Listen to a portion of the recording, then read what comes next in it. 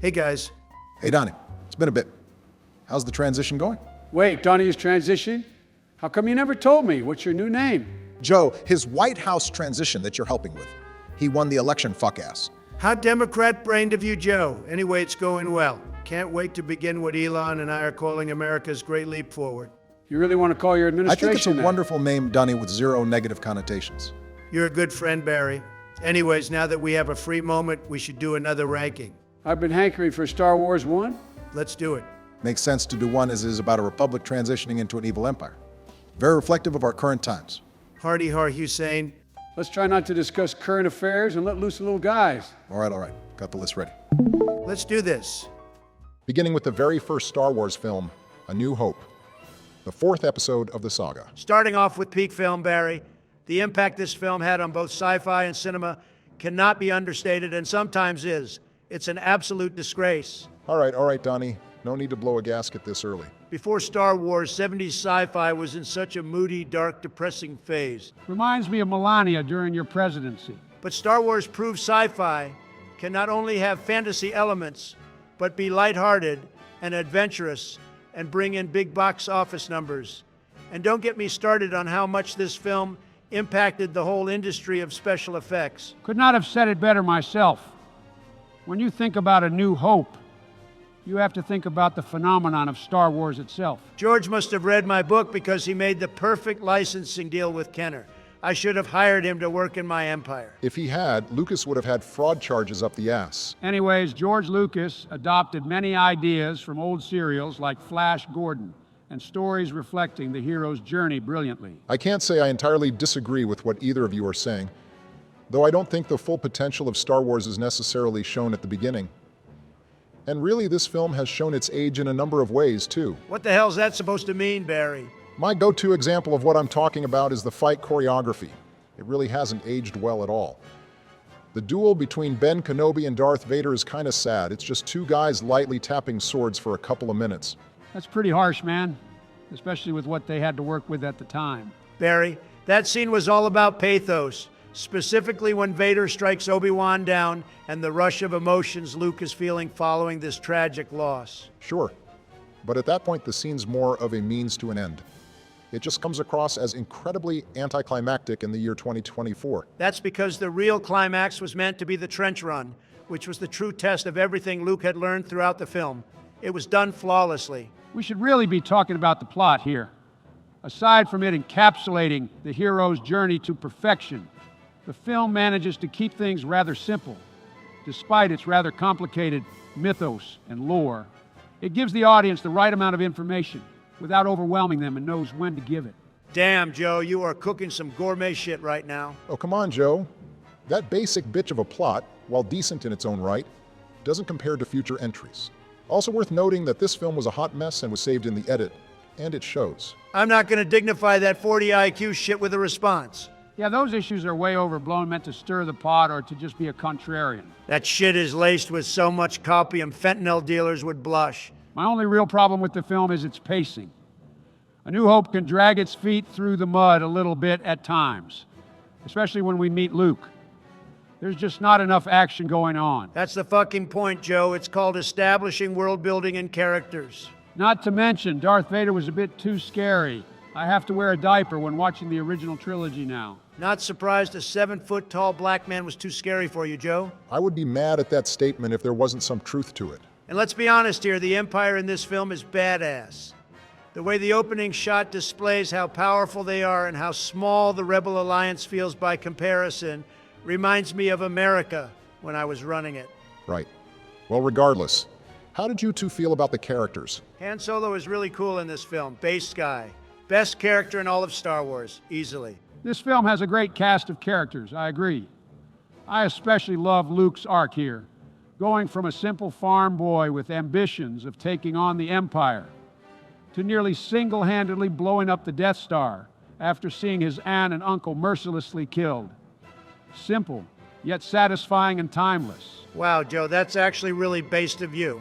That trench run at the end still has me on the edge of my seat for how the tension between Luke and the Empire was built throughout the film. Makes me feel like a kid again. That's the real climax of the film, especially when Luke's about to die in the trench. But Han Solo in his Millennium Falcon just swings by and shoots Vader, allowing Luke to make his shot. Damn. Han's an absolute giga-chad. Probably the real hero of this story. Also, can we talk about how great Carrie Fisher is as Leia? Her charisma throughout the film was a joy to watch, especially how Leia plays off of Luke and Han when they come to rescue her. Fun fact, due to the nature of her costume, Carrie had to do most of the film braless. Not surprised, it's rather obvious. If you two are done thirsting, I'd like to move on and say that I prefer the special edition to the original. Oh, come on, Hussein. That pathetic excuse of an edit ruined Han Solo. In the original, Han wasn't afraid to get his hands dirty, which is why he shot Greedo first. Yeah, whatever you say. The special edition helps make Episode 4 feel more in line with other installments, and that helps with my immersion. It also cleaned up some of the rushed effects in the climax. But did we really need a fucking rock to be added in front of R2? I wouldn't mind the special editions as much if the original versions were easily available, but no, I have to borrow Joe's Laserdisc in order to watch the original versions. How the fuck do you still have a Laserdisc, Joe? All right, gamers, I think we've exhausted all we can on A New Hope. Yeah, I suppose we should try to place it and then move forward. I think we're looking at an A-tier film for the saga. So much of what Star Wars truly is at the core is present and alive with this humble beginning. I only have a few minor issues. It's a great film overall, but not quite the best of the bunch that will come later on. I'm feeling a B tier. Like Joe said, it's still a good film in its own right, but isn't nearly as strong as other entries, as well as having its own issues that tend to add up. I swear on the summit of Trump Tower that you're both too modest about this film. It's an easy S tier without question. Without this film, we wouldn't have the rest of the OT, the prequels, and hell, even the Alien franchise. Oh God, that film got me banned from a couple theaters. Those stains are still there to this day. Not even gonna ask. Welp, I guess it's going into A tier to split the difference. Not too divisive yet. I guess I can live with this being an A for now.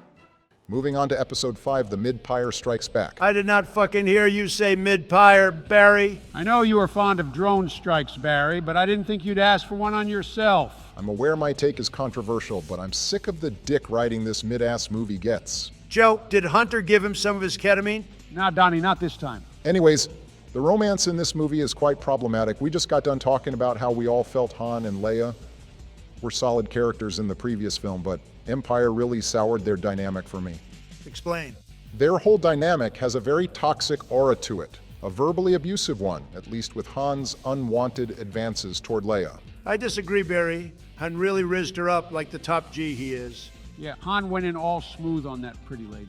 For fuck's sakes, you two. Also, I wasn't really a fan of the reveal at the end about Darth Vader being Luke's father. It's an unneeded reveal that doesn't make much sense. Bullshit! It's the perfect twist. It basically sets in stone a lot of future world building the series would do going forward. Hell, it was one of the main reasons the prequels were even conceived. It's one of the best twists in all of cinema. I remember my reaction to seeing that in the theater for the first time back in 1990. Sure, in return they explain it, but it feels like a Band-Aid solution. And even then, it still makes Obi-Wan look like a huge liar to Luke.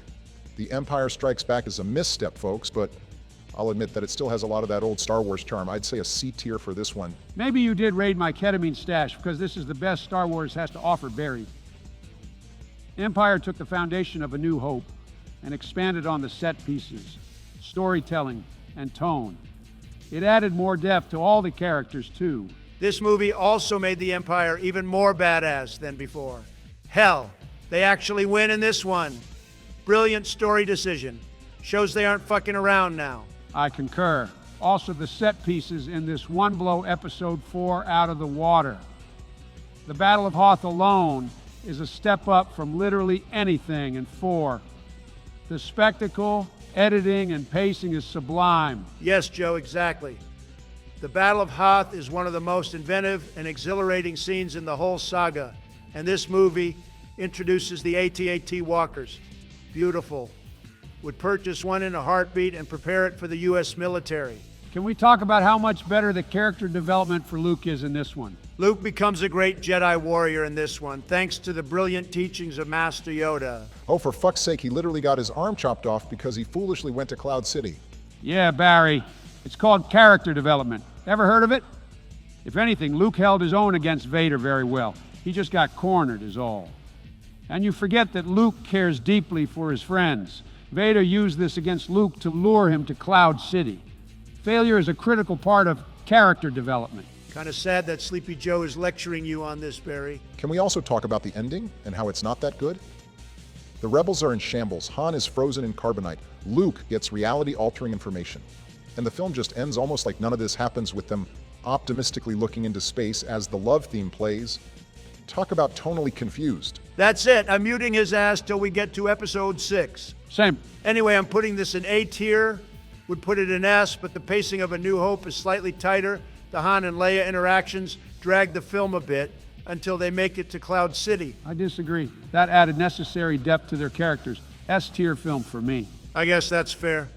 Is there really much else to say about this masterpiece? Not really. Let's unmute Barry so we can move on. All right, fine. Finished already?